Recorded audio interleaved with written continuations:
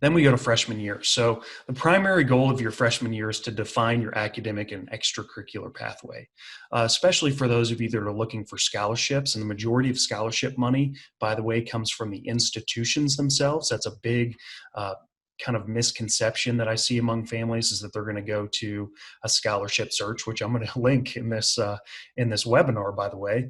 They'll go to a scholarship search like Peterson's, and they're going to find millions and millions of dollars just waiting for them. It's not the case. Actually, your best way to get scholarship money is to target specific schools and make sure that you're going to be a good candidate to get into those schools, and those schools actually give a lot of money. And so that's one of the main benefits a college consultant can bring, is building that school list. It's actually going to give you more financial aid over time. But defining your academic and extracurricular pathway is a good piece.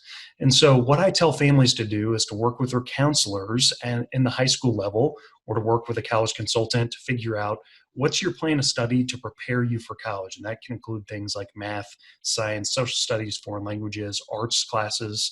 It also includes a number of extracurricular activities that are going to build this profile that's going to say, this is a high achieving student in X, Y, or Z.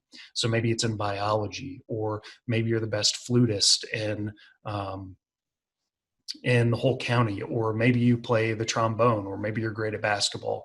But what are you going to build your resume towards to show that you're high achieving in a specific area? And so it's about figuring out what extracurriculars and academic pieces you can build up to build up that resume.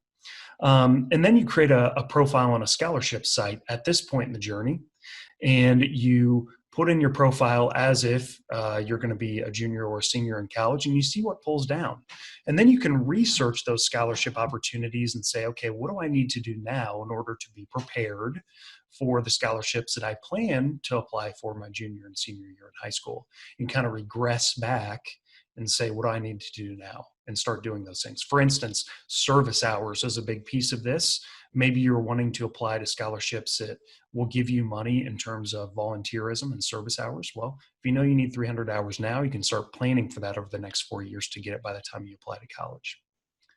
The thing that a college consultant can do, or you can do on your own as well, is this idea of an activities resume. And so once you get all these things together, your student actually builds something that looks a lot like a job resume, except they're doing it for high school. And so they're going to put all their academics, their extracurriculars, the things that are going to make them stand out, job experiences, et cetera, put it all in one place. This helps for scholarship applications down the line, and also job opportunities as well. If they're going to be working through high school, maybe they will, maybe they won't. And also for that application essay that's going to come down the line their senior year. So activities resumes and updating those are really important as you go throughout this process. And here are those private scholarship websites. These are some of my favorite. Actually, my favorite would probably be FastWeb. Again, many college consultants have the option to do a lot of this research for you and pull from proprietary databases as well. But I do want to, again, I'm not trying to do smoke and mirrors here for you. I want to be transparent. The thing is this is a value add, and many families come to college consultants for this. But know that the most important part of financing college is actually the school list, because that's where your financial aid is going to come from. That's where you're going to get many more opportunities for money than actually going to a private scholarship search. I think the last percentage I saw in private scholarship searches is less than like 5%. I think it's even less than that come from private scholarship searches. So not to discourage you from doing this, just know that if you put in 100 applications and you get nothing, and you give me a call, I'm not going to be surprised. So do it and do it with due diligence, but know and be cautious to the fact that really building a school list is where the true money lies. And we'll talk about discounting here in a second.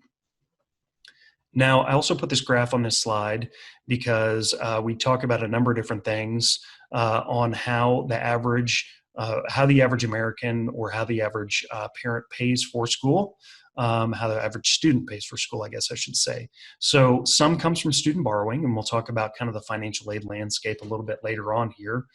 Some comes from parent borrowing, things like the Parent Plus loan.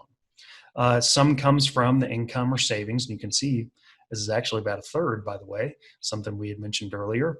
Student income and savings might be a piece of that, grants and scholarships, and then relatives or friends. And so this is really kind of how the average American is paying for school. I can tell you that debt is becoming more of a chunk of this over time, but this is actual research, so I'm going to trust what it says. Here's what an activities resume might look like. You can Google search activities resume, or like I said, College Consultant could help you through this process. But this is what it might look like to really put a resume or an activities resume together for your high schooler.